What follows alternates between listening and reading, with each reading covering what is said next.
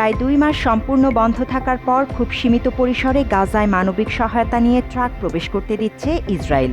এই পরিস্থিতিতে সামনের দিনগুলোতে সেখানে তৈরি হতে পারে দুর্ভিক্ষের পরিস্থিতি। 11 সপ্তাহ পর গাজা উপত্যকায় আটকে থাকা মানুষের জন্য সহায়তা নিয়ে ট্রাক প্রবেশের অনুমতি দিয়েছে ইসরায়েল। দেশটির প্রধানমন্ত্রী বেঞ্জামিন নেতানিয়াহু বলেছেন, আন্তর্জাতিক সমর্থন ধরে রাখতে সীমা অতিক্রম না করা গুরুত্বপূর্ণ। ইসরায়েল সরকারের coordinator of government in the territories বলেছে, গাজার ইসরায়েল এবং মিশর সীমান্ত দিয়ে গত 20 থেকে 21 মে সময়ে মানবিক সহায়তা নিয়ে 198টি ট্রাক প্রবেশ করেছে। এর মধ্যে রয়েছে ময়দা, শিশুদের খাবার, চিকিৎসা সামগ্রী ও ওষুধ।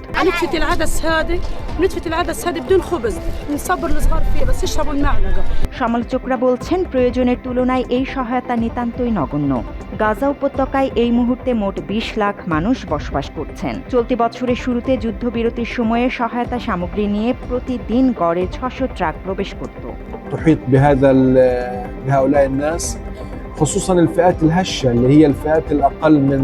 গত 2 মার্চ থেকে জারি রাখা এই ব্লকেডের বিষয়ে ইসরায়েল বলছে, জঙ্গি গোষ্ঠী হামাসের সদস্যরা সরবরাহ করা সহায়তা সামগ্রী লুট করে নিচ্ছিল। কেবল আন্তর্জাতিক চাপের কারণে তারা সীমিত মাত্রায় সরবরাহ পৌঁছাতে দিচ্ছে।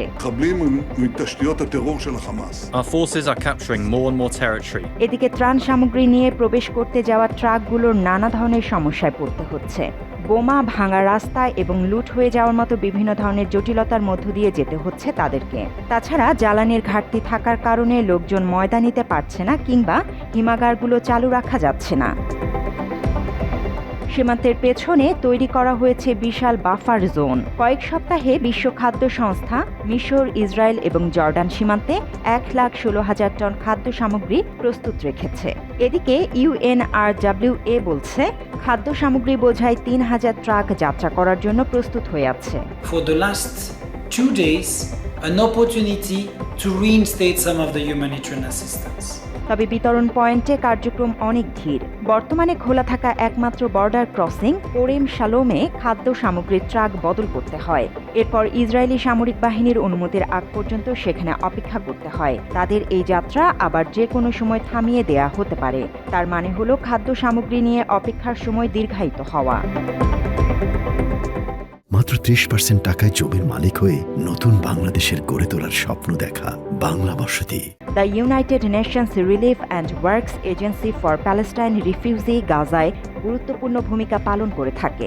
গাজায় অবস্থিত জরুরি শিবিরগুলোর দায়িত্বে রয়েছে সংস্থাটি। তাছাড়া তাদের 3,000 ট্রাক সহায়তা নিয়ে প্রস্তুত হয়ে আছে। বিশ্ব খাদ্য সংস্থা ময়দা ক্রয় এবং পরিবহনের আয়োজন করে। সেই সাথে 25টি বেকারি পরিচালনা করে সংস্থাটি। জ্বালানির অভাবে বেকারিগুলো মার্চ মাসের শেষে বন্ধ করে দিতে হয়েছে। এরপর 22 মে থেকে কিছু বেকারি আবার চালু করা হয়েছে। এদিকে ইউনিসেফ এবং বিশ্ব স্বাস্থ্য সংস্থা বিশেষ ধরনের খাবার, টিকা, সার্জিক্যাল ইনস্ট্রুমেন্ট সরবরাহের কাজ করে থাকে। এই সংস্থাগুলো মিশর, জর্ডান, আমিরাত এবং তুরস্কের রেড ক্রিসেন্টের সহায়তা পেয়ে থাকে।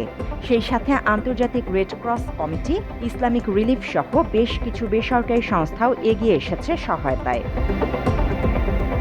সহায়তায় কাজ করছে ইউরোপীয় ইউনিয়ন এবং মার্কিন যুক্তরাষ্ট্র। তবে এ সকল সহায়তা সামগ্রী যাচাই বাছাই করে থাকে ইসরায়েলের সামরিক বাহিনী। ফলে গাজায় প্রবেশে সময়ের প্রয়োজন হয়।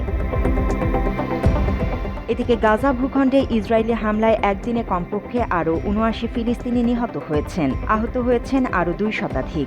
এতে করে অবরুদ্ধ এই উপত্যকাটিতে নিহতের মোট সংখ্যা 53,900 ছাড়িয়ে গেছে। জান্নাতুল ফেরদৌস তমা, বাংলা এডিশন।